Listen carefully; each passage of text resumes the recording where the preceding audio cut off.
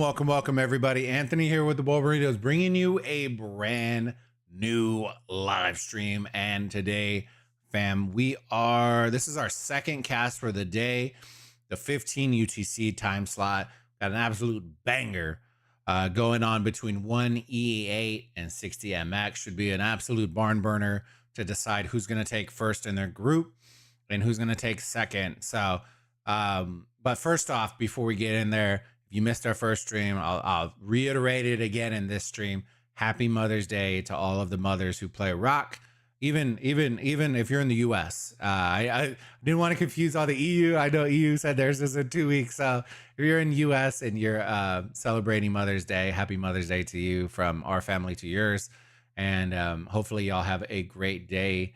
And yeah, I wish y'all nothing but the best. And thank you for everything y'all do. So alrighty, we're gonna dive in. So 1E8 versus 60 MX should be an absolute barn burner. We got about 8 minutes before we can load into the match. So we're gonna talk about what to expect, maybe some upsets that may happen, all that kind of fun stuff. But thank you all again for coming and hanging out with us. I know that there's a million channels that y'all could be hanging out on, and it means the world that y'all are here with me. So yeah, let's dive into it and check it out. Let me fire up some music real quick, and then we can get it rolling. Rolling.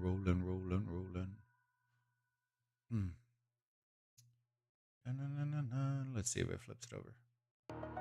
There it is. All right.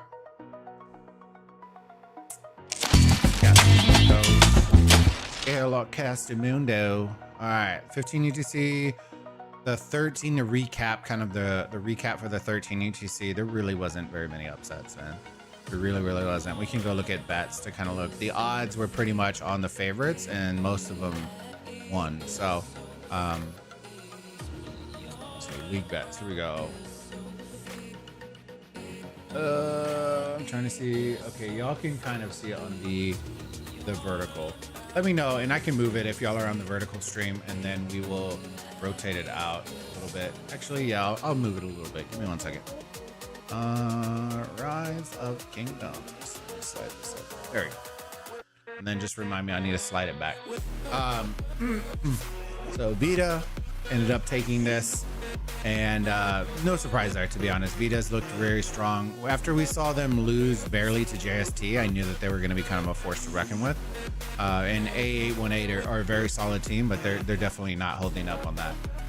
Nice match to watch. 20 years, very solid team. I like them. They only do things that yeah, exactly, Jesse, exactly. Mimi CN21. This one, I'm surprised this one is a 50-50 split. I think a lot of people just hopped on the bandwagon and kind of jacked these results up. So I'm kind of glad I didn't put more in because the odds got all completely janked yesterday before they closed. So it is what it is. Same thing with this one. I think there's a lot of people that just bandwagon hopped because I don't know very many people that honestly know very much about 1718. If you know, you know, but most people don't. So it is what it is. Ult as expected, E301 as expected, AX as expected, 93L as expected. VL, this one should be pretty, yeah. 93Z are very good, but I don't think, like, this is their 4th team, I believe, out of the group of 4. Like, if you were to rank strongest to weakest, I think this is their 4th team going against JST. I still think it'll be a nice match. I just think it's gonna be like 15k plus. This one, I don't honestly think this is gonna be a close one. I like 16 OT. I just don't think they excel at one particular thing very well. Like, they're very solid at occupation and mid, but they don't like dominate somebody in either or. So and to beat 93T, you really have to dominate either or provisions. Let me see, 58. This one, I don't really know. I would just go with the favorites on that one. This one, I don't think ZW has even shown up, right? Yeah, they've no showed. So Lost should win this one. Does that mean that Lost? No, because they lost to, they needed to beat 16 OT. So they are out as well. So it's kind of a pride match on that one. 698K, they should handle this one. But for the odd's sake, I may have gone, like, you may have considered, oh no, because they've no-showed. Nah. LN93 should handle this one. I don't think T30 showed, right? Yeah, no, they did show. They just got dominated. This one I think is going to be potentially a very good match. I think a lot of people are sleeping on E68, and I think this one will probably come down to the wire. I think 1188 should, like, I'm pretty confident they're going to win. I just don't think it's going to be as large of a win as a lot of people think. And 93P, this one should be a really solid match too. I would still give it to 93P though. All right, let's move to Anubis. We got 4 minutes to kill. Y'all let me know as we're loading into the matches and kind of talking about this. Y'all let me know who y'all have winning between 1E8 and 60MX. Put it in the chat. Let me know, kind of cast your vote. Let me know who you got, what you're thinking. And I'm interested to see kind of what y'all think is going to be, who's going to be the victor in that one. Who's going to be the victor?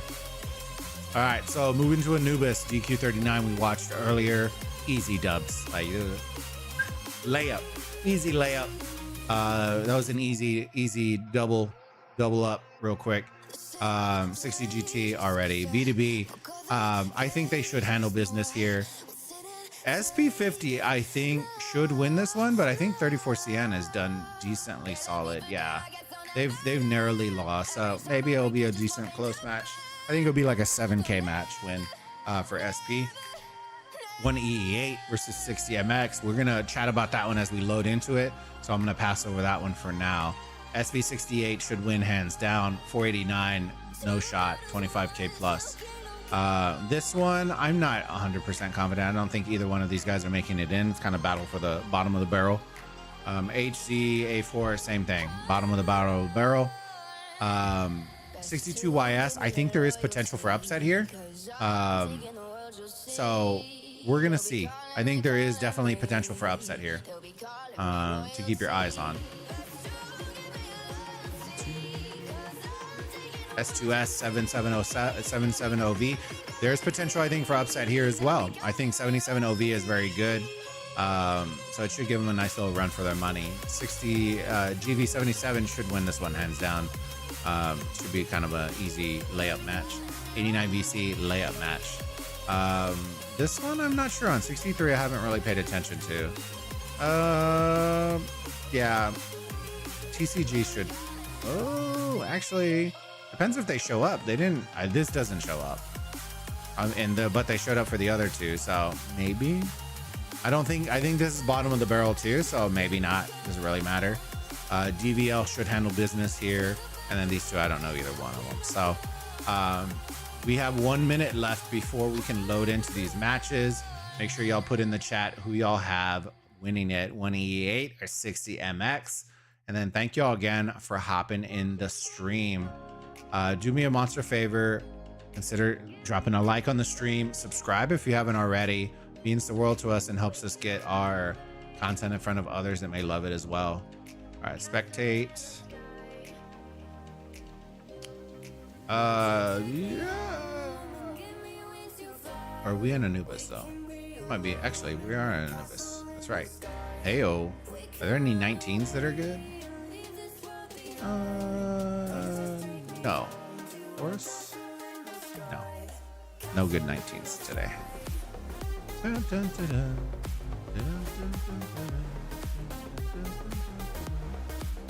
I pass it? Hello? Or am I? Oh, bro, I keep scrubbing past it. Here it goes.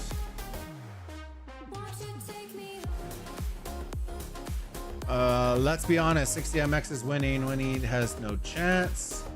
You should watch the 1188 versus E63. They're both cracked. I don't know about that. 188 made top 4 last season. Like 60MX, I think got knocked out, but they was knocked out by, 60MX also isn't the same team as before, so I think there's definitely a shot for sure here. Hmm. Yeah, I think it's one of those. Oh, hold on. Y'all didn't remind me. I need to recenter this vertical stream. There we go. And we're gonna be loading in. If you want to see all the troops, I'm just gonna go through fast. That way we can do it. You'll have to go to the rewatch it just on the horizontal one until we can figure out a solution to do that. Because last time we were like bucked up against that, but every other viewer experience except this part, because I'd have to go really slow to do it, is fine on vertical. And then we'll make some adaptations for the upcoming ones to add. I'm planning on adding the map, so cutting the map and then putting it somewhere on the stream, and then the timer for arc, putting that somewhere on the stream. That way y'all aren't missing out on those kinds of things on the vertical stream moving forward. But it was Mother's Day weekend and the week was crazy busy. We were applying, we had an interview for a manager position at our current job, and hopefully we get it. If we don't, then it's okay, like that's life. But it's just been crazy busy for me. All right, let me flip. No, they don't. You'll see. I've seen one E8. Okay. All right, here we go.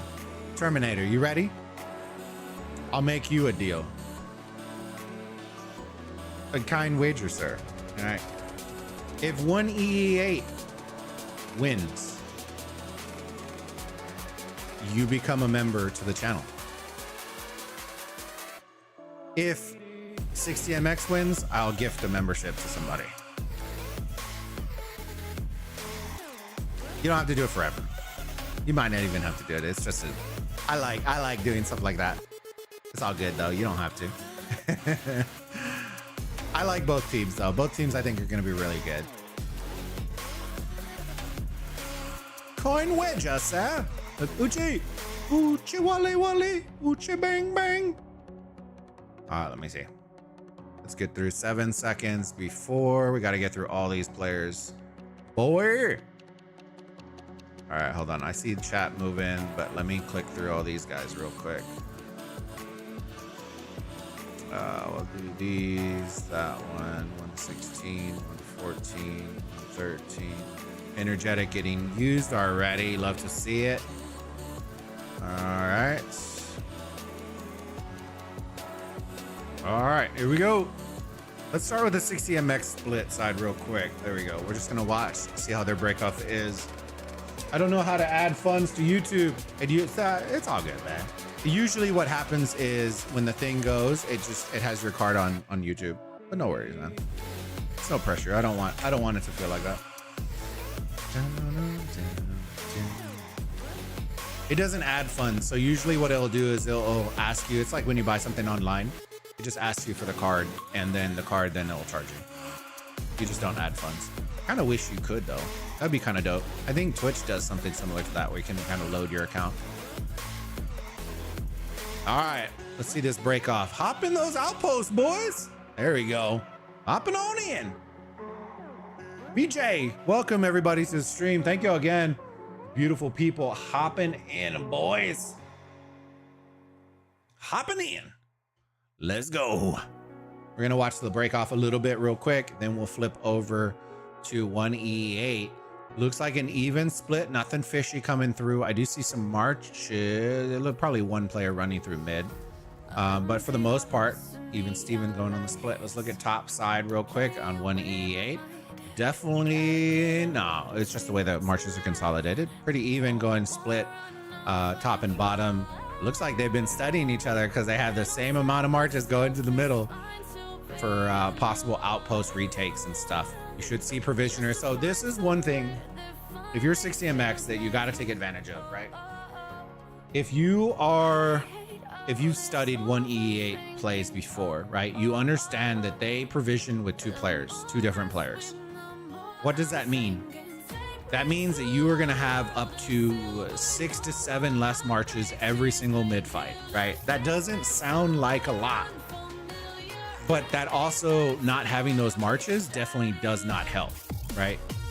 The reason I say that you have to observe that is because those are the types of things when you rewatch stuff back, you notice because other teams in the past, so like 1V, 93T, all those teams like that do provision, right?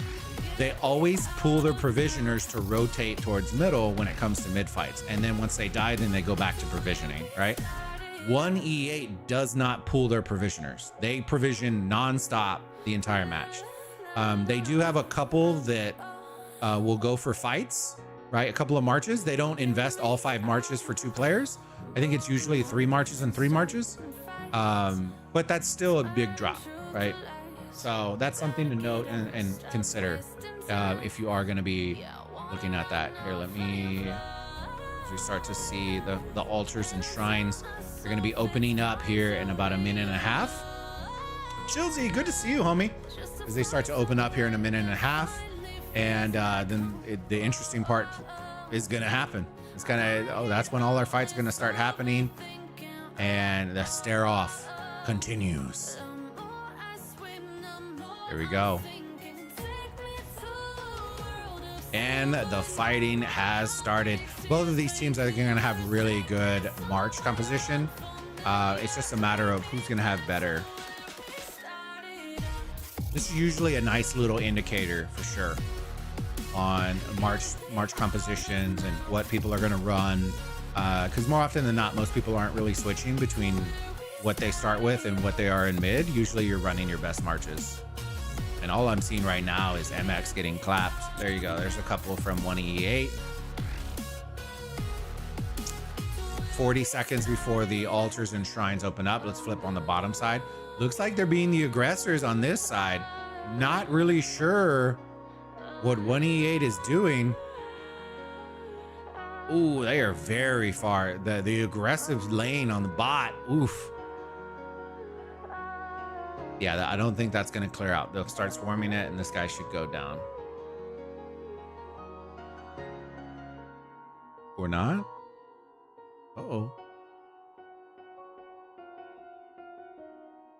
This would have been a great play if all these marches were already down here.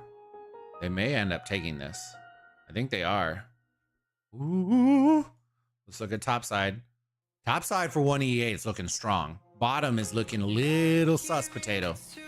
But 60MX gets in. Oh, we are looking right now 3 altars in favor of 60MX. Clean them up on this side of the field. We still got two a little under 3 minutes before, so I definitely suspect there's going to be a big push. Same thing right here. And let's see. The swarm should be coming in. Ooh, with an Ethel. Ooh. This might fall. But they should just be able to retake it instantly. There's not going to be enough troops here. And 60MX being the aggressors. I love this. I love this play from them. A very aggressive push. Ooh. It's looking nice. Looking nice on the side of 60MX. So we talked about this before in previous matches as well. That when when you're pushing here, I don't like it when teams just hover around the altars. I like it when they posture forward in between the obelisk and the altar right here. And the reason being is you're not giving people a free lane to run. But I do like, this is a smart play on the side of 1E8, right? They are completely forgetting about these marches, running past it. And that is a top tier play that a lot of smart teams will do instead of just getting, seeing red and just diving into the fights. They're focused on structures and letting the people who want to open field out in Narnia just open field out in Narnia. It's your job on 60MX, if you're going to push forward, to really hit them as they're marching through, because they're not really popping skills as they're marching. Yeah, this one's going to drop. They should be able to reset this unless there are marches that are, whoa, boy. We got some reinforcements coming, boys. Woo-hoo. Oh, will they be in time? Will they be in time? Get in. Nope. Nope. Nope.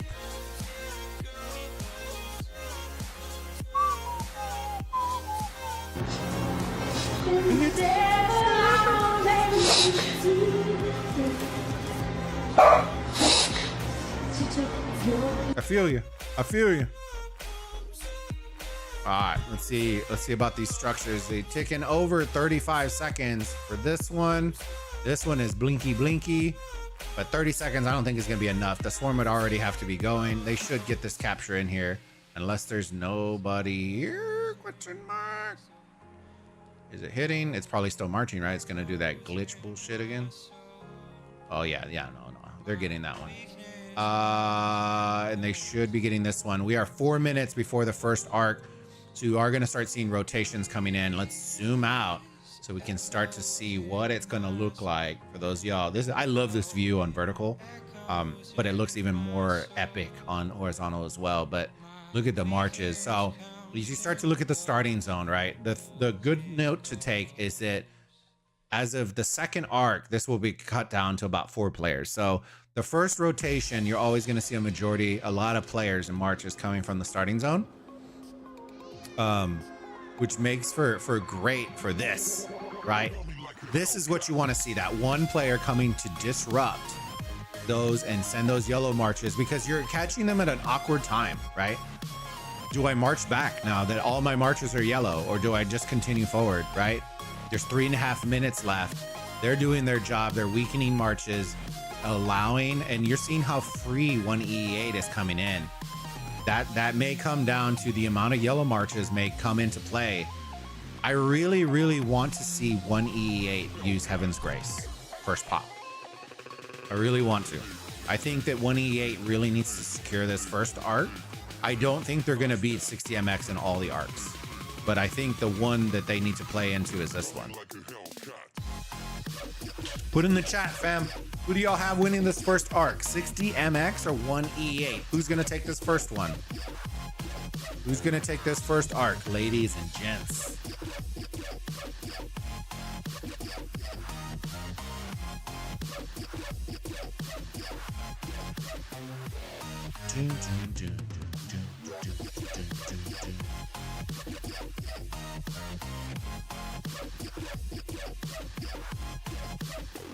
Like a Hellcat.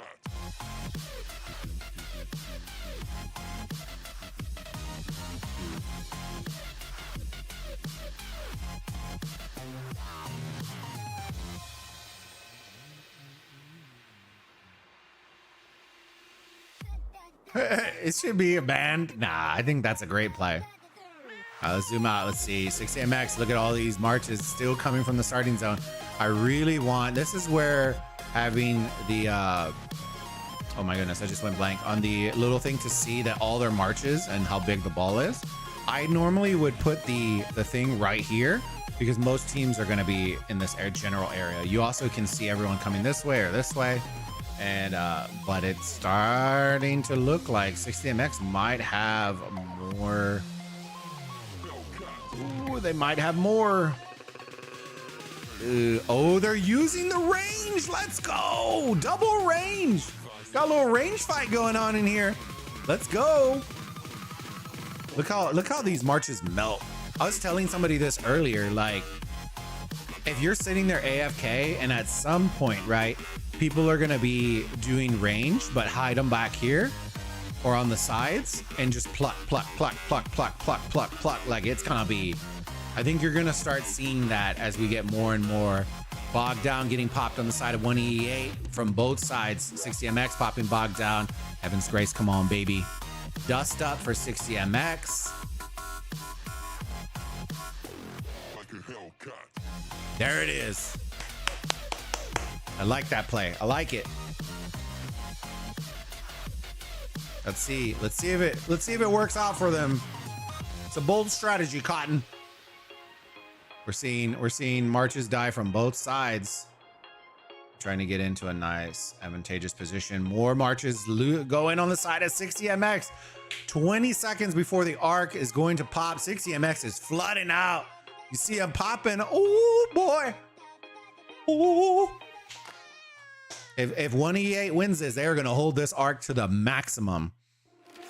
400 point current advantage for the side of 60MX and the point lead as we look at occupation, and it is that occupation. It's getting a little bit there. It's looking like 1E8. Ooh, that was a nice pop right there. Lots of dead marches coming on the side of 60MX. Arcs being grabbed on the backside. Top tier strats here.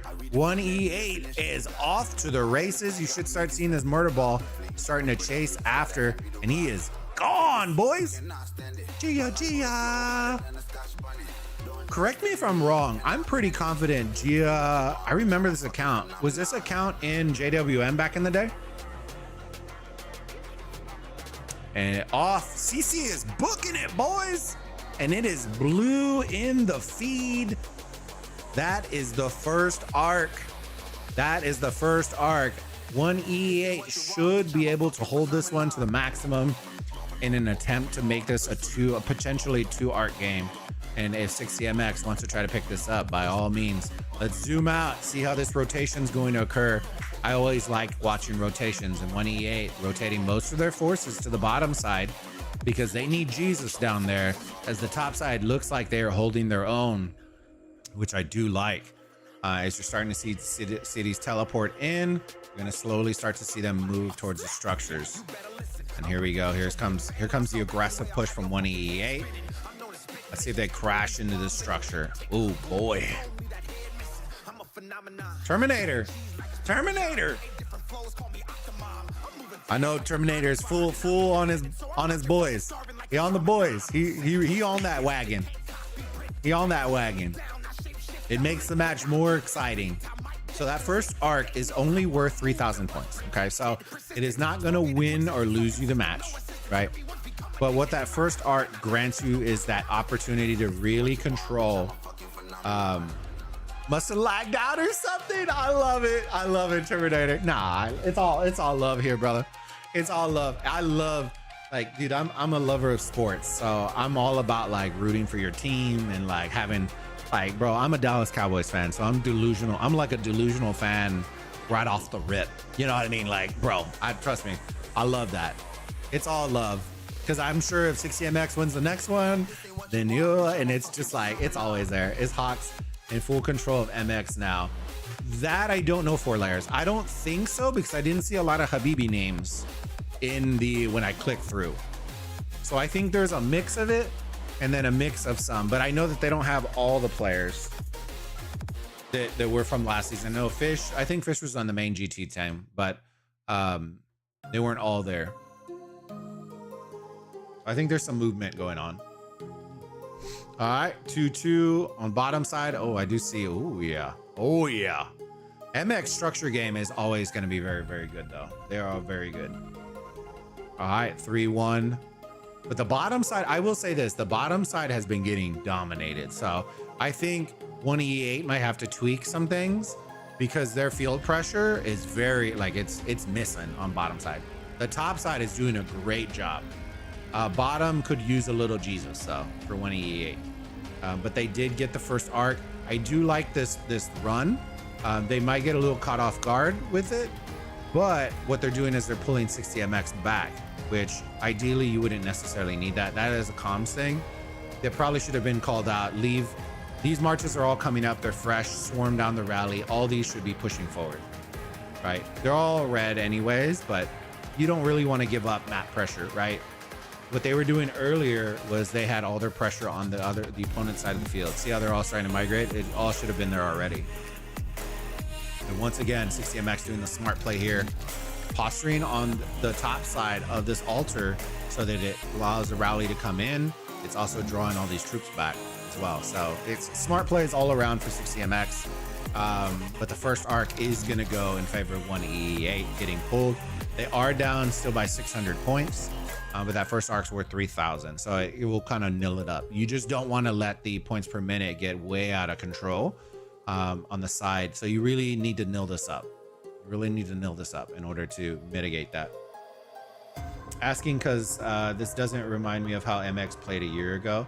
I think it's a different team than last year for layers, especially going for the first arc over structure. So the biggest change that I would say for layers is the adding of energetic into the player pool, because what changed is it allowed a lot of those higher point skills to be introduced. This one, energetic, allowed for higher level skills to get introduced into the first arc. Usually, you already know, usually like Heaven's Grace, To the Death, all of those wouldn't be available to at minimum the second arc.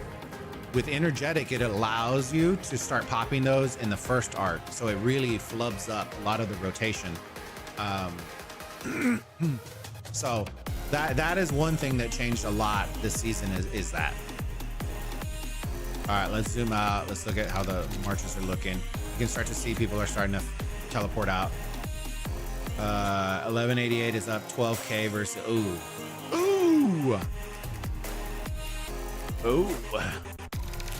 All right, bottom side, still 3 structures to 1. Loving the pressure from 60MX. Something's gonna have to switch at some point. Oh, it is 3 on this side too. Oh. And they got 45 seconds before the posture forward. Exactly, they know what they're doing. See, for your younger teams, this is something that you take note of, right? You take note of this. Every single time they pressure the altars, they're always fighting north of the structure, in between the obelisk, right? If they're down here, say for granted, if they're fighting this altar, their marchers are fighting on the north side, right? Shrine of War doesn't necessarily matter. That isn't your highest point. You're focused on your highest point structures, right? If 1E8 takes this, you're going to see them push right here. It's just synonymous. You're never going to see them fighting around this thing if they are trying to defend it. Yeah, dude, this bottom side's getting worked. I think they'll have to switch a couple of the players around probably moving forward, because this bottom side's getting worked pretty hard.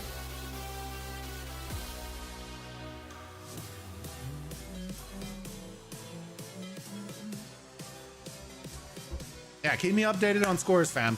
I appreciate it.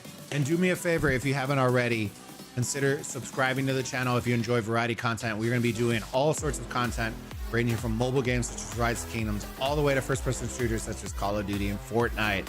So if you want to be a part of the community, I'd love you to join. And yeah, I'm going to have some fun with it. All right.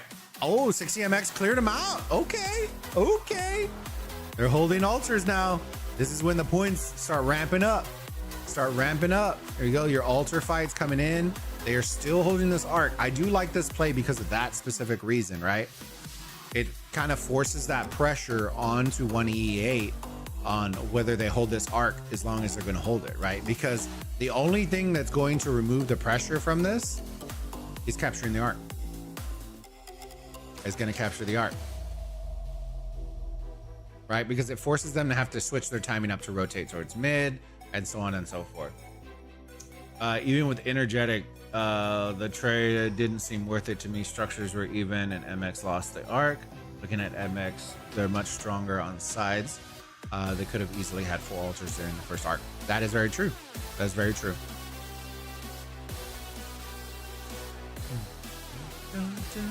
Now here's the question, right? If you're 60MX, do you just push the outside lanes on this next arc, right? You really like, you don't want to be giving up points, but if you're going to hold, currently right now they have 3 altars in their possession. If you can hold 3 altars nonstop, no matter how many arcs you capture, you're not going to win. You're not going to win. Now, what I will say is, and we're going to zoom out real quick. I want you to look at the provisioning, right? Look at the halos, right? Halo. Provision. And then this one is provisioning. And that is it. You know what I mean? That's JP. Is this one? Nope. So there aren't very many provisioners on site 60MX. So what does that mean? What does that mean, Bulba? Right? That means you got to assume that at the end of the match, you are going to have to make up a deficit, or you're going to have to make up points that are going to either enough points, whether it's through occupation or art, to cover a gap of at least 4,000 points. At least, right? On a low day, on a bad day, 3.5. So there is assume that there is a 4K bump right now. And that's what you need to do. Because 1E8 is gonna, they provision. They're gonna provision. On average, they're about 4K. Second arc is always a gamble. I'd probably hold onto the altars and rotate mid late. Yeah. Now the only issue that I have is that they possibly could be the last arc, and you have to make up provisioning. So you would have to ensure that you can hold those altars, or else it's chalked. Like like 60MX is doing a phenomenal job capturing these high point structures, but Abutica and Garrison, yee, against DVL 1E8 farmed 5K. Yeah. A lot of people sleep on it. And I don't even think that you've seen the best provisioning match from 1E8 yet. I think you're going to start to see it when they start launching. Like, I think you're going to see strats with the provision skill with energetic, and like they'll give out one of the other skills to provision with energetic. I think you're going to see that. I think you'll wait for top 16 to see it. But I have a feeling that's going to be a strat that's going to come in. And then you're gonna see the old school provisions where it's like 7 to 8K provision, and it's gonna destroy somebody. I have a very good feeling about that. 60MX, the Swarmers are pretty much dead. I'm not 100% sure. UA killer. We do have some extra ones coming in. They're gonna have to reinforce this on the side of, oh yeah, no, this one's going down. This one's going down. 28 also uses the outpost to offset some of the points they're losing on structures. Kind of, because 60MX does the exact same strategy. I think the outpost, I really wish that the breakdown would show you the points scored in occupation by structure. I feel like on top tier teams, the outposts are rotating so often that there really isn't that many points being scored in outposts. Especially with top tier teams, like you're gonna see these flip blue and red non-stop. I think less on the side of 1E8, probably because they're needing the help on the sides. Right? They probably moved one of the players off to stop doing it. But it's gonna be interesting. Look at just the amount of provisioners as we scrub through. Look, you're seeing them there. 1E8. And come down to it. 2.5 minutes before the arc has to be captured. And then we will have around will be an 8-minute timer, about 20 minutes left in the match for the next arc.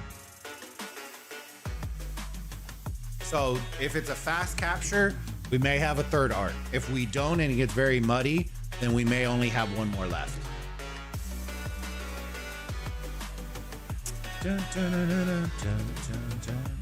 The altars keep flipping 60MX, and just like that, look at the points per minute.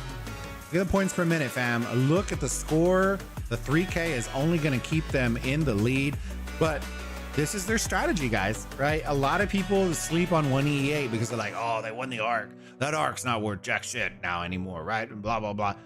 You got to remind yourself, they are going to have that 4K bump from provisions, right? So all 1E8 cares about is keeping the game like this, right? Keeping it like this. And then when provisions comes in, then it goes boop. And that's it. That is literally their strategy.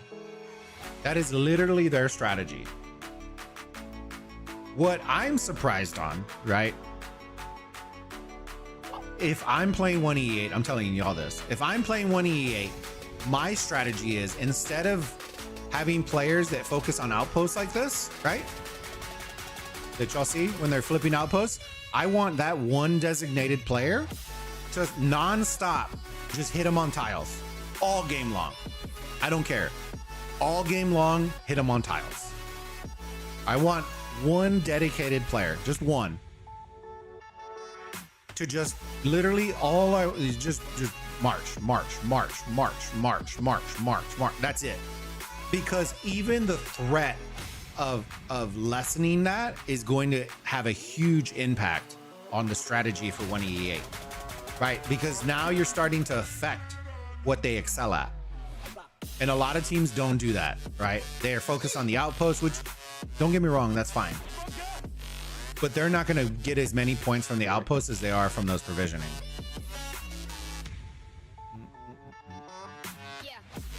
All right.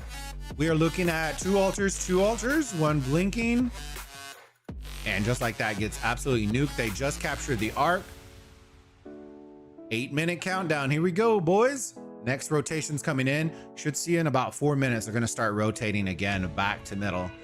So structure game is going to be real crucial right here. If you're 60MX, you really want to flip these to force an awkward timing for 1E8 as they rotate in mid. And so we're going to zoom out, look at this timing. You should see red, just the blinders kick on, and they are going to be full throttle to the structure game. Here's our top lane right now. Here's our bot lane right now. And I do like the aggression that I'm seeing on the side of 60MX. They have nonstop been pressuring. The structure game's looking real nice. And they're forcing them, right? If you're 1E8, if you win this next arc and you're 1E8, it's GG's.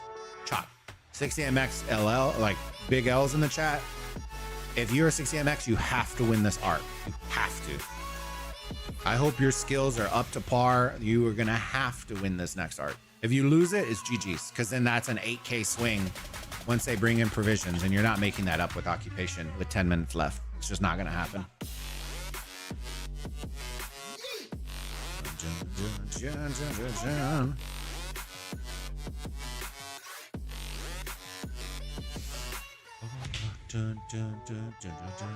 But as we're looking on the horizontal map, all the structures are red, boys. All of them are red. Here, I'm gonna move it real quick on the horizontal. Look at that. Oh my God, they're all red. Ooh, they're bringing the heat. They're bringing the heat. They're bringing it. I like what I'm seeing here. I like what I'm seeing. 60MX bringing that hot, absolute hot fire. As they're wrapping around, here it goes. We're seeing the wrap. The wrap for the altar right here. Let's see if it catches them off guard. This swarm is gonna be great, like perfect timing. There's 6 minutes left before the arc spawns. So all these marches should just come, reset this altar, die, and then start instantly rotating mid. So let's see if they're able to take it down. I like this play though. It's like a delayed hit. And because this is why I'm looking. See, they're already starting to rotate mid for 1E8. So these structures are gonna, like, it's gonna look very awkward on the side. Because look, they're gonna push this altar, and look what's gonna happen. It's gonna drag all these guys. Instead of rotating mid, you gotta worry about your structures now. Right, gets Shrine of War back in favor. Nobody's hitting it, bro. Oh, bad play. Now they're hitting it, but all the marches are pretty much dead. 07KT gave up the match against 93P. Were they giving him the P in the D? You know what I mean? 93P is really good. Don't get me wrong. They're very, very good. Energetic coming out on the side of 1E8. Interesting time to pop that skill though. There's a very interesting time to pop the skill. Right before mid. Unless they have a full skill bar, that means that they're using energetic, and they're probably, if I had to guess, it's going to be bogged down with either to the death, or if I don't know if they'll have Heaven's Grace available. So maybe to the death. Or they're saving it and they're going to go bogged down, total vision, and maybe dust up. Well, no, they can't do all three of those because they use 2 for energetic. It looks like this one might go down. Oh, get in. Oh, just like that. The Scrimpio is in garrison, but it takes down their points per minute. Like I said, look at the points per minute. Still in favor of 60MX. They're going to start rotating. Let's go check mid real quick. Stare off. The stare off. MX already sending a march to kill gatherers. Yeah. They saw 60MX use stockpile 2 minutes ago, so they're even on skill points. Ah, okay. Stocking up. There you go. Okay. I didn't see that one. Good eye. Thank you for bringing that, Benjamin. I didn't see that one. Got sentries getting popped. I do like the placement. like I said, this is where ideally I would pop it because it's very hard unless you hug the mountain, which a lot of teams probably should do. When you march in, you hug the mountain and then come in. This is going to see all these marches coming in. This one might see like the tip of these marches, but it'll see all of these guys. And then the placement on this one is very good as well. The battle. Let's zoom out. Total vision on the side of 1E8. Outpost killer. I don't see anybody going after the provisioners unless they killed them off and they're going back. Ah, they did. Very nice. I wonder, so here's the trick. I wonder if they died inside the tile. I wonder if they died inside the tile. I feel like these guys are so, like they're very experienced provisioners, but that would be my only worry in regards to provisioning and splitting up. So they do, I think, 3 marches and then 2 are out on the field. So sometimes y'all know, right? It's about how you send them out. So if they send out the provision marches first, they're going to be at the bottom of the bar, right? If they send them last, then they'll be at the top and then they will see if they're getting hit. Sometimes those bottom marches that get hidden, you're not seeing them. I like this play on 60MX, letting some of the skill time wear down before they push. This one should be an overwhelming dub for 60MX, skill wise. To the death, getting pushed in. If you're 1E8, I would pull back a little bit. Ooh, I got hit with Bogdan. Bogdan from 1E8. There you go. All right, here we go. Battle. The battle for the second arc. 60MX absolutely needs this. Absolutely need this. They cannot afford to lose this one. It looks like, yeah, definitely 60MX putting in more work this rotation. A lot of sad faces coming out of the side of 1E8. Ooh. Oh, yeah. Oh, yeah. Laying the smack down. Yeah, no, 60MX has this in the bag. Look at all these sad faces. Oh, my God. They're booking it. Running the fastest march in rock is a dead march. Ooh, boys. Ooh. Gonna come down to the wire. Oh.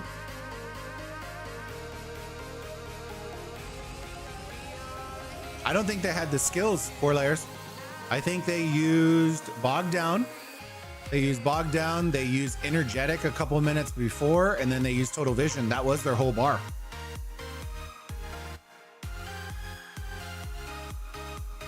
And just like that, 60MX absolutely mops in mid-game. Absolutely mops in mid-game.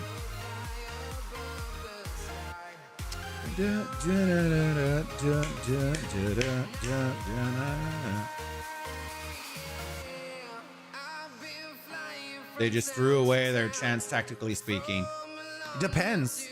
All right, so here, Chad, I'm gonna let y'all chime in on this, right? 60MX knocked him out of mid very fast.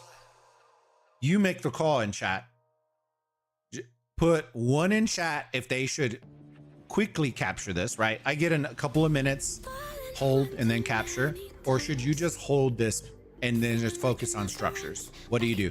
1 for hold for a couple of minutes and insta capture, or 2 hold for the remainder of the game and focus on structures?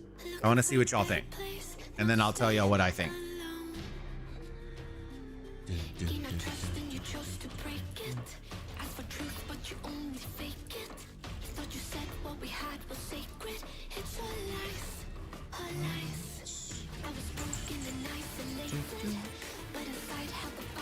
It might have been killed in the node. So those of y'all who are new to the game, right? If you're a provisioner and your march dies inside of the node, all the provisions that march has done before it went back home have been lost. You get zeroed out. If you're a provisioner and you're getting hit and you jump out of the node and your march dies. Once the march gets back to the home, it insta captures whatever you've contained. So it is very crucial if you are going to provision that you do not die inside of a tile. That's the reason why it's so important.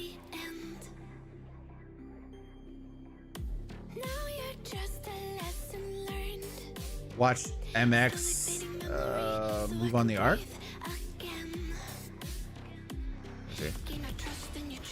Oh, bro. Oh, bro. Where was he going? He was so far behind. Jesus Christ. Bro. Oh, no, they don't have the skills. I was going to say, what if they teleport it out? They don't have the skills. But if they pick it up, it's going to be a nice play. But they have nowhere to go. That's the problem. 60MX picks it up right now. Let's see. There's nothing on this structure right now, or the rally may be just hitting. I like the play though, right?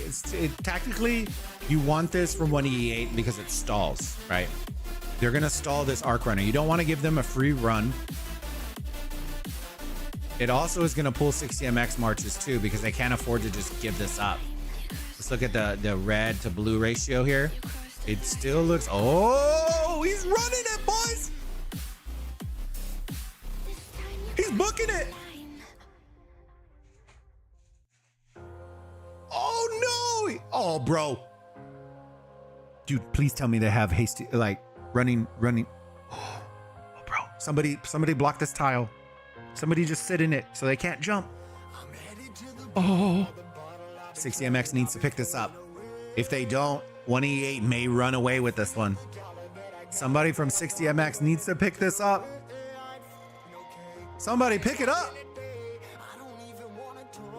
I also don't know why I just saw a timer tick at 11 seconds when they first tried to grab it. That's kind of wild. And just like that, they pick it up. Oh, they're running it. They're running it, chat. Oh no. Oh no, the investment. Oh no. If you're 1E8, you should be coming through middle. Forget the structure. Come through middle. Bro, they're taking the longest route possible. Come through middle. Oh no, it's gonna die in the choke point of death. It died. Oh, if y'all know what I'm talking about, this is what I call the choke point of death, because you'll see where all these lines you can't really see, they all vector into this one corner where all the marches have to go if they're gonna wrap around, and it becomes an absolute nightmare if you get the arc stuck here.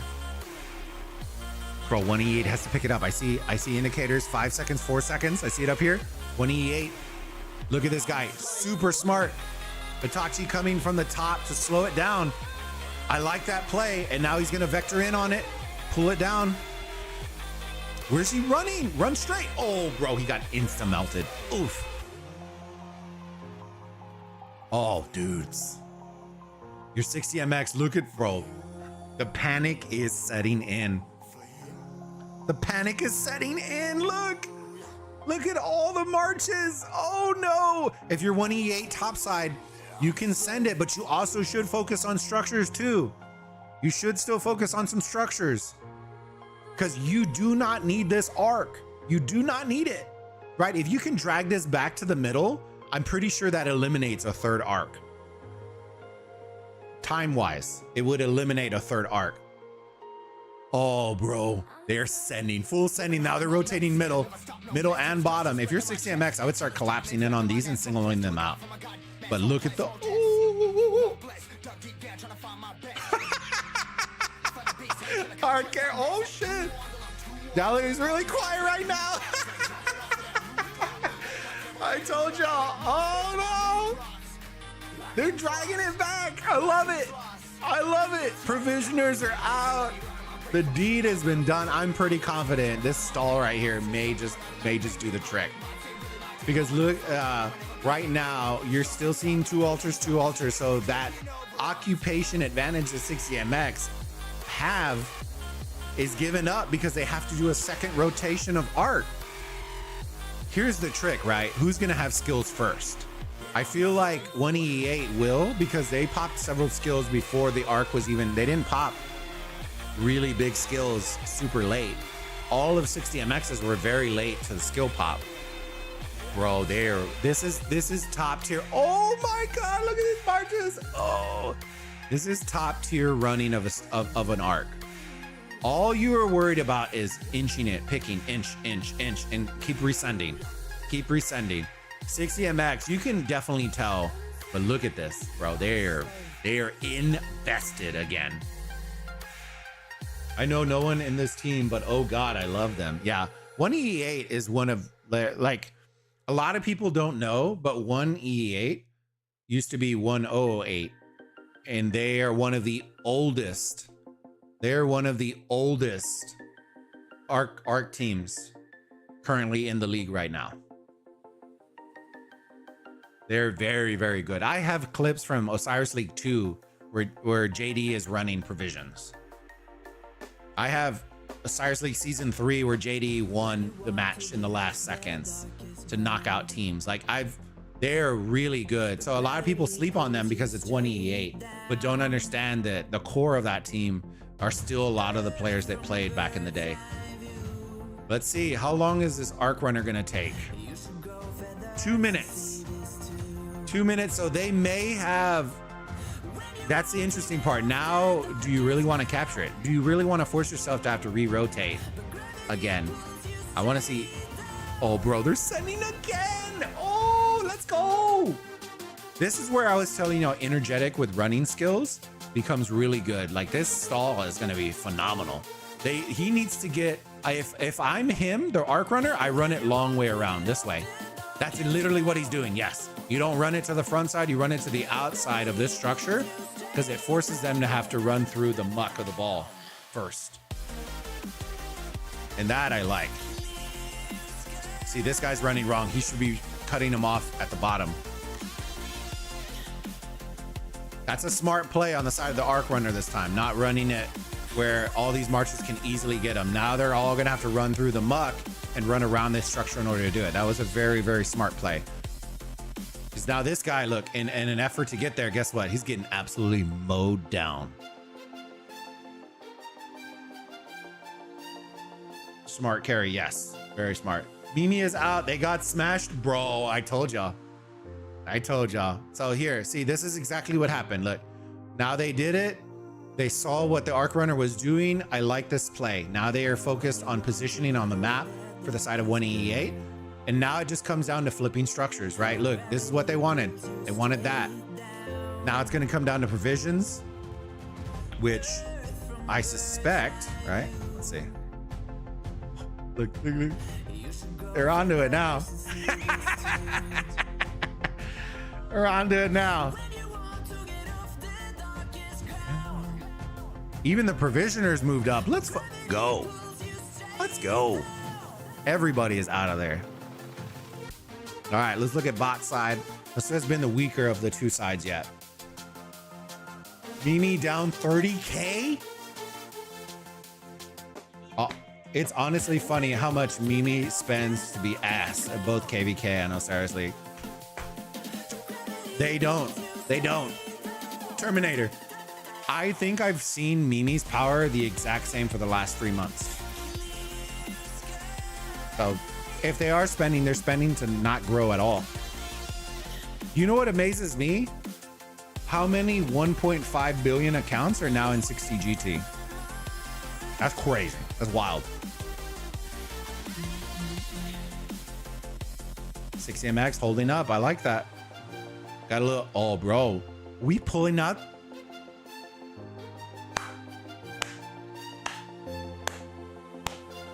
Pulling out the Archer gang, baby. Archer gang. Oh, look how fast. The issue with archers is once this guy starts getting swarmed, chalked. But if you can do what they were doing where they kind of blocked on this side and then let the archer hit, bro, this thing slaps. Look how much that melted, bro. Look at the garrison.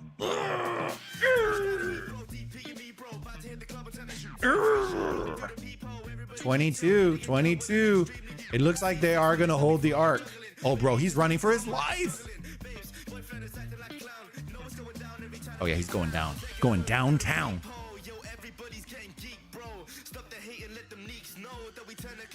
Dude, launching rallies to the obelisk to break apart.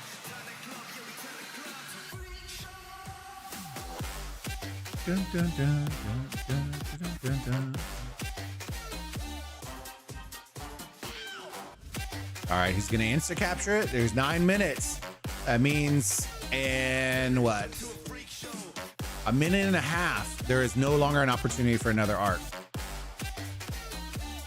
This guy is hustling right now. Run, Forrest, run! But look how many marches it dragged, bro. It's just dragging so many. Yeah, they're doing their thing. Like, that's why I keep telling y'all, fam. Like, 1E8, their game plan, their strategy is simple.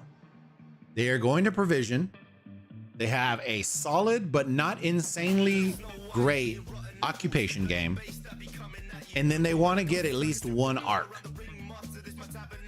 That way, the one arc brings them to level, and then the occupation, the provisions, just at the very end. That is literally their game. That is the game. So the teams that you see that beat 1E8, chat, the teams, and this is where it breaks down, the teams that you see that dominate and beat 1E8 are the teams that ramp up one side, right? You'll see them lose to 60 GT and teams like that because 60 GT will capture 5 arcs in a match. So at that point, provisioning doesn't make a difference, right? You're gonna have to make up 8 to 10,000 points, and you're not doing that, right? Or you get like a 93T that will dominate you in occupation, and they will win one arc, and then it mitigates everything that you're doing. So those are the teams and the styles that will beat 1E8. If you are only good at all of the facets, you will not beat 1E8. You have to be insanely good at one.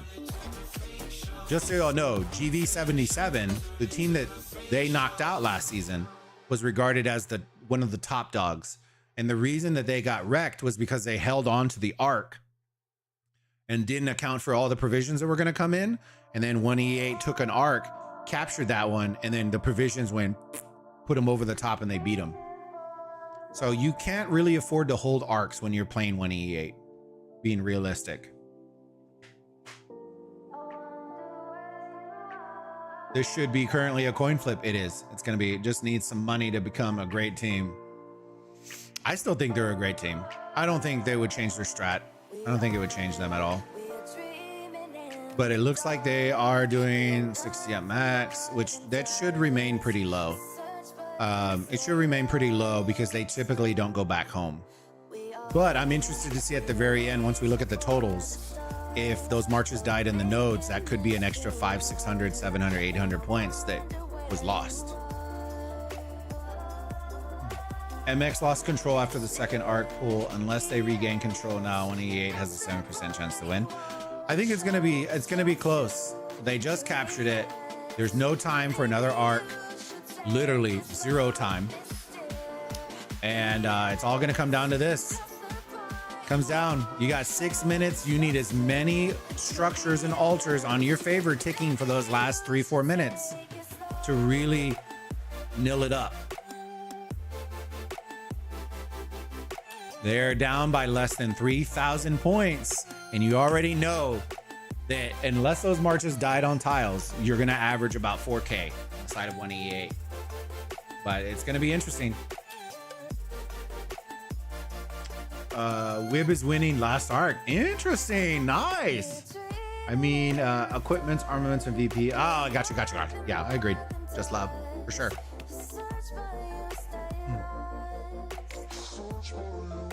All right, getting pushed on the side on bot, or sorry, top lane. Altars are 2 and 2 right now. 60MX has Ethel Swarm, GG's. So honestly, there you go. I think they're starting to slowly reel it in. But let's look and see if their provisioners are coming in or what it is. I don't think they are. It should be JD, and then it's this life now. Let's see. It should be 3. This is probably the third one, and then JD's over here. Usually they're on opposite ends, yeah. And then these are probably all JD. Flander. Ah, okay. They're assuming that. Oh, they're sending out extra marches. JD. What that says to me, that says that the march probably died on the node. I would guess. Normally, they're not going to pull extra provisioners unless they assume that this is going to be really, really tight. And the only reason this should be really, really tight is if the march died inside the node. 188 has points per minute. Then more than close the gap. It's likely MX wins considering the potential of provisioning. Yeah. But I've never really seen them pull that many provisioners that aren't JD and the other person. That tells me that they probably think it's going to be a lot closer than what it is. But this, I like this play. Neutralizing structures. It's going to take time before it ticks over for more score. That's only going to help you. If you're 60 MX, you really can't afford for structures to fall at this point. Let's look at the points per minute. 5, 10, 5. There you go. Milled it up. That's exactly what you want. But you got those ticks over. Look, the sticks are starting to come. Slightly less than 3K. They are going to lose structures, and there you go. They just lost it. 2 minutes. They may have an opportunity for one more tick if they're able to retake it. But that's why the neutral game is so strong of a strategy at the very end of games, because of how long it takes to recapture structures. If you can neutralize structures, it's going to help you either way, right? Because they're not earning points, and you don't need to close the gap anymore. That's the name of the game now, is just neutralizing structures. Right now, they can, this one's neutral at this one. If they flip this one, that's what they need. We're going to start probably about the minute and a half mark. We're going to start looking to see if provisioners are coming in.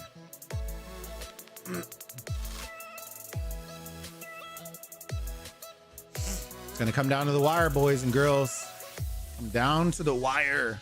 510, 440, 188, taking the points per minute advantage right now. Dust up, bog down. Here we go. We're seeing skills. Valiant stand coming in. Which structure is it on? The altar. Interesting. There you go. I like that. I kind of wish it was on a forward posturing structure, but I get the understanding they need the points per minute.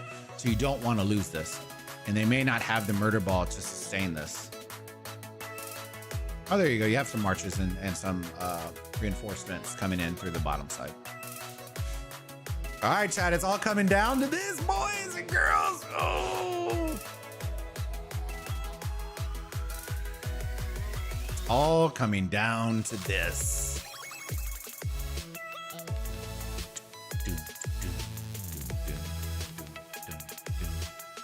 I'm a little worried. 2.5K. I didn't see if that march died in the node or not. That makes me a little worried.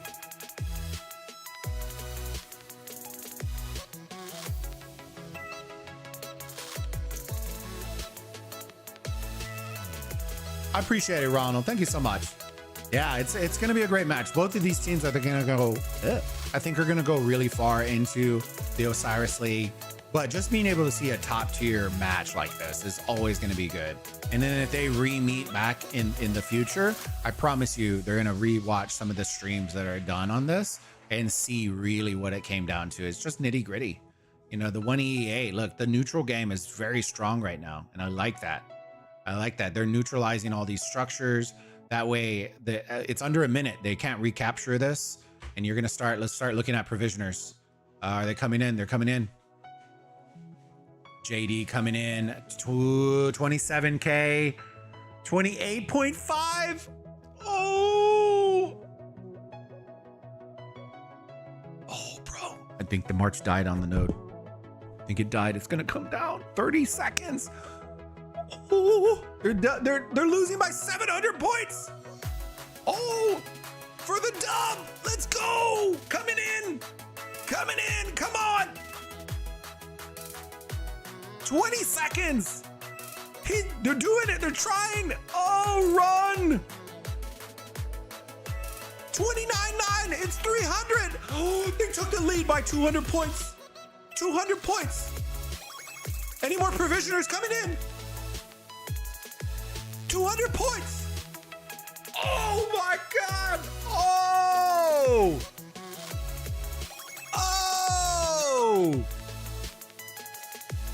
The points are still ticking at 0. GG's. Bro, why is it still ticking? What's going on?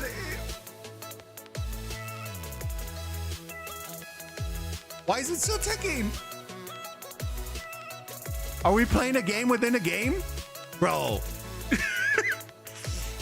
What was that? It hit 0 at 200 points and ticked for another 10 seconds. All right. The timer isn't accurate? Gee, oh God. Thank God nobody's going off of that timer. You know what I mean? Provisioner winning tactics. There's a 30-second delay. Then the timer should just, whatever. All right, here we go. Tell of the tape. Geez, that was a great match. Our first truly great match for this season, I would say, from this season of Osiris League. That was our truly the best match right there. Wins by 1,100 points. Wait, no. Yeah, 1,100 points. Look at, I told you, the provisioning. It has to be, I like the play, but you have to have it as a consistent play, right? Have that guy hide in the fog, literally, and just hit nonstop. That is it. Because what you want them to have to do is spend more time marching than provisioning, right? So in that way, I would say another strat that you could look at is having that and hitting the march into it as a red march and then leave it alone. Because what that means is that march is then gonna have to go back in order to re-up the troops, because the load won't be able to carry, like they can't carry a big load at that point. But you're not helping them out by killing them off the field, right? So these are those strategies that will go through your mind moving forward. Those top tier teams that play 1E8, what you look at is that maybe instead of investing in an outpost, you invest one player to do nothing but hit provisioners. But do not, here's the thing, do not kill the march unless you know for a fact you can kill it in the node. If you can't kill it in the node, just red it out and leave it alone. Do not kill the march, because the march is gonna be really fast and then come right back out. By leaving it red, the load is gonna be really short, so it's gonna have to go back anyways, and then it's gonna be slow. You know what I mean? So that's something to think about. Wib 1, oh, the timer isn't accurate. MX was too panicked in the last 15 minutes of the match. Yeah, it got a little rough. Tell of the tape, 1E8, 60 MX. Arcs 1-to-1. But look, the deal is, right? The deal is, here it is. Chat, if they didn't have that arc blunder on the side of 60 MX, we would have had a third arc. And that's being the truth. If they didn't fumble that second arc, we would have had a third arc, which would have won them the game. So that's why I tell y'all, arc is important, but 1E8 stall tactic at that point, top tier, right? They saw the opportunity. Even if they didn't win it, they stalled long enough and dragged it deep enough where the timer just was nothing at that point. What a match. Yeah, that was a great match. Occupation, slightly in favor of 60MX. I think that one would have been even bigger if it wasn't for the arc as well, right? Because of that one arc blunder, they gave up all the aggression on the outside lanes, which is what they excelled at the entire match leading up to that point, right? So that should have been probably an extra 2K on occupation that they lost out on as well, but that would have won the match. Provisioning, told y'all, it's just not, you're gonna have to assume every single match is 4K, right? But that being said, knowing that they are gonna leave 6-7 marches on the outside the entire time, you should always be ramping up on the mid game, always, because that is gonna be a lot less marches that you have to worry about. Look at the kills, severely wounded. Oof, looking nice. Units healed, bro. 60 MX with 36 million heals.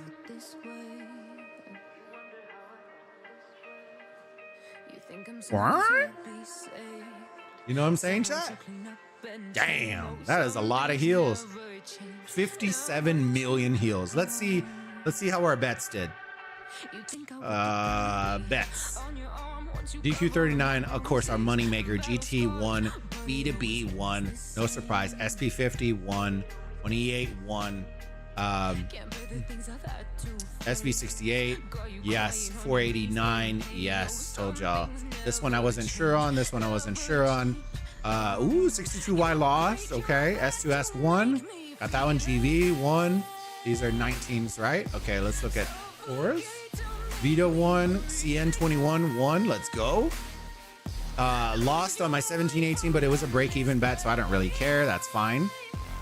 Alt 1, E301 1, AX 1. All these guys we weren't surprised by. BL, 93L, JST, 93T. Didn't know this one. Bro, ZW1? What? Oh, bro. They won by 300 points. Oh, 698K. They won. LN1. 93P, no surprise. 1188, no surprise. Lost. What a shocker, bro. That hurts. That hurts the soul right there. All right, let's look at the scores real quick. Vita, no surprise there. They're really good. You cursed us.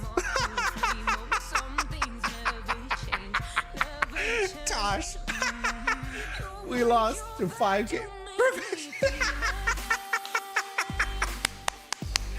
I told y'all. I called it the whole match. I even gave y'all the strat for the next time. I just went through all the strats that y'all could have done for the next time.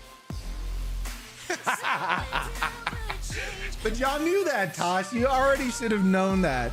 For those of y'all who don't know, Tosh is on the vertical stream right now. It's on Answer. Bro, our top side was getting so much. Yeah. So Tosh, literally what I said, and I'll break it down, and those of y'all in chat will hear it just one more time. What I said was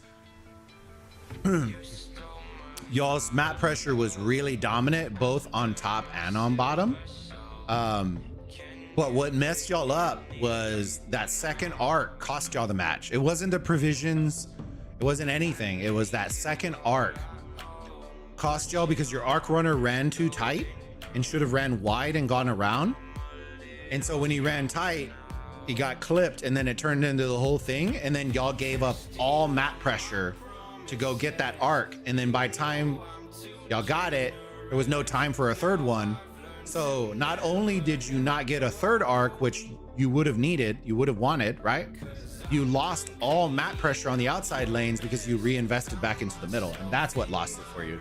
Y'all would have won if it wasn't for that arc run, to be honest with you. Even with the provisions coming in, that arc bump would have given y'all a third arc for 4,000. And then y'all wouldn't have lost all the occupation on the outside. So y'all would have won it.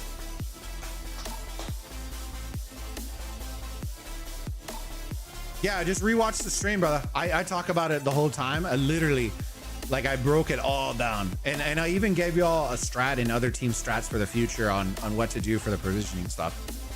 It's not a very complicated strat, but it's definitely something that I know y'all do when it comes to outposts. But I suggest that maybe instead of outposts next time, you have that one player do nothing but hit the provisioners in the entire game. And then don't kill the marches, just get them red and then run away. Literally the whole game, do nothing but that. Because what's gonna happen is they're gonna spend 80% of their time running back from the starting zone to nodes instead of node to node, node to node, node to node. That player will be severely bored, I promise you, but it will help. We were rinsing and repeating all game, yeah. Except for after the second arc, that's what happened. MXM E301, that one was decent. No surprise there though. Alt, no show. TG53 getting absolutely worked.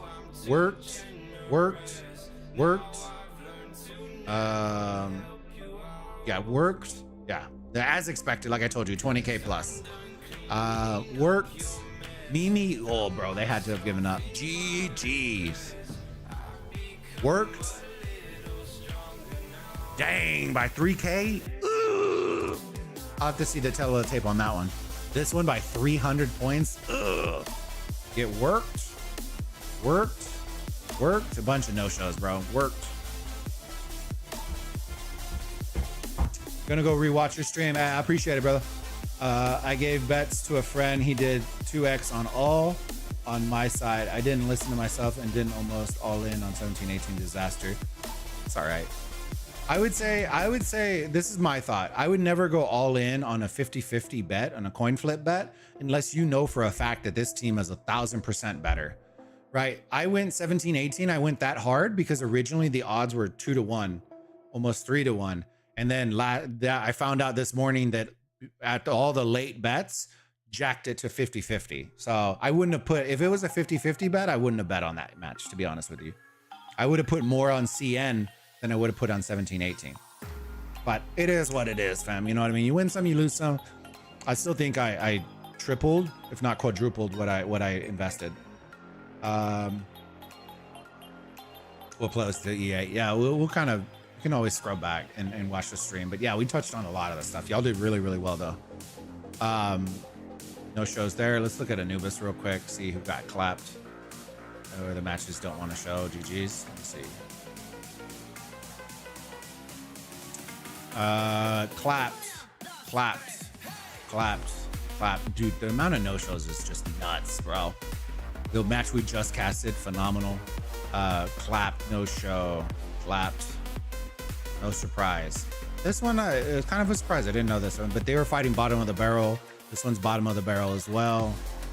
This one was bottom of the barrel as well. So neither one of those teams are making it in. S2S made it through. That I liked. No show here. So, and all the rest I think are cakewalk matches for the next. So let's look at the schedule real quick. See who made it in and who got eliminated. 93T taking first in their group. 16 OT. That one's kind of, oh here, let me drag this. That one's kind of, we already knew that one. VL versus AX. So VL versus AX. Love that one. We're gonna go through and see, and then I want to kind of see what interesting matches we could have round one real quick. 1188, E68. I think those were definitely the two best teams in here. 698K, E301, definitely the two best teams here as well. This one surprised me. I thought Mimi would have made second place and didn't get eliminated, but I am happy and excited to see someone outside of Mimi make it through. Power doesn't mean everything. I tell y'all every season, fam. See y'all every season. I do love seeing the 93L win #1 and then CN21. I do love this part. I think these are going to be some sneaky combos coming in. Oh, bro. 393 teams made it in, boys. 3 made it in the top 16. You know what that means, chat? You know what that means? That means that the Rise of Kingdoms random playoff bracket random is going to put, notoriously is probably going to put all 3 of the 93 teams on one side. Just wait. You can come tell Bobo you were right when they put all 393 teams on the side in their random bracket. LN93, 93P makes it in. I like that. And then we have WIB 1718. This is where I think this is gonna muck up a lot of stuff right here. These two teams could have been ones in almost any other group could have been ones. So the fact that 1718 is gonna be a 2 in here, chef's kisses. And then JST and Vita, top 2 in this one. Vita, I think, is gonna be a surprise team this season as well. Having those two as 2s would be tough. So here are my predictions. I predict that 93, okay, so 93P. So there are 2 teams from 93 that are in position #1 in a group. I think 93P, who are in 2, are going to face off against 93T in round 1. Okay. And then I think whoever these 2 teams face off against, you see them in our thing, 1718 and Vita, they are going to knock out their position #1s that they are playing against. I can see both of those teams beating LN93. I can see both of them beating 93L. I can see both of them beating them. I don't see them both beating 1188. And I see one of them beating VL, but not the other. And then neither one are going to beat 93T.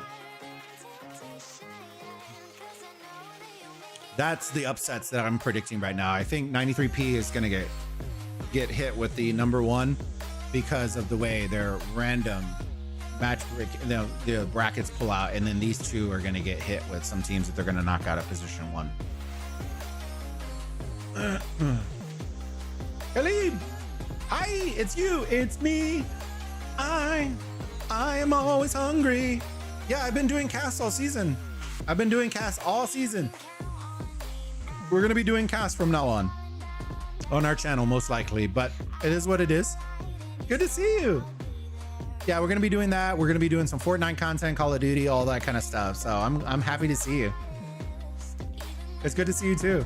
Let's see. GG's. So yeah. Yeah, we're going to get some food, go celebrate Mother's Day. Before I head out, do me a monster favor, guys. Make sure, if you haven't already, smash that like button on the stream. Helps us out and makes me happy and lets me know that y'all want to see more casts. If you haven't subscribed, consider subscribing. We are doing variety content from everything from mobile games such as Rise of Kingdoms all the way to first-person shooters such as Fortnite and Call of Duty. So thank you again for all the love and support that y'all been showing all season long thus far. We have officially concluded our top 32 casts.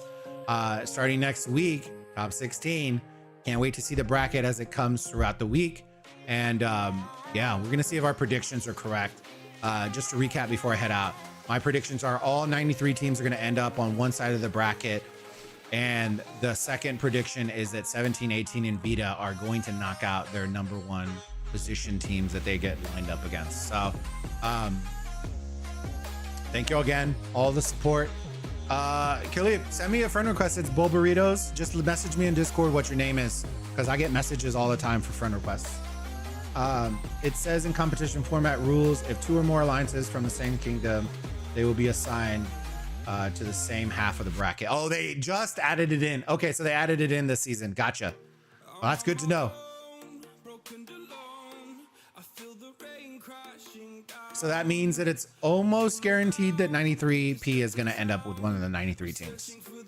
They would have to land on one of the other two spots in order to avoid them in first round. Because if they avoid them in first round, I think 93P could knock out one of the lower ones. To be honest, I think they could knock out some of the lower ones.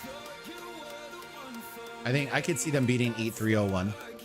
I could also see them being E68, but those are all twos, so they wouldn't line up with them. But yeah, I assume they had to add that in because people complained about it because it wasn't random. Which then lets you know, like, it's really not random then, right? How do you make a random bracket and set rules that are like that? That's wild. But either way, happy Mother's Day to all the mothers. I appreciate y'all, fam, for everyone that was hanging out. I hope that all the mothers in the US have a great day, and make sure they celebrate y'all. Y'all are the ones that keep the ship floating. You know what I mean? Like, we'd be lost without y'all. So thank you all again for everything y'all do. Hopefully y'all have a fantastic day. All the love and support. Make sure if you're in US, tell your mother happy Mother's Day and show some love. All right. Well, we'll see y'all next week on the top 16 casts. Y'all have a great rest of your week. I'll see y'all then. All right. Well, bye.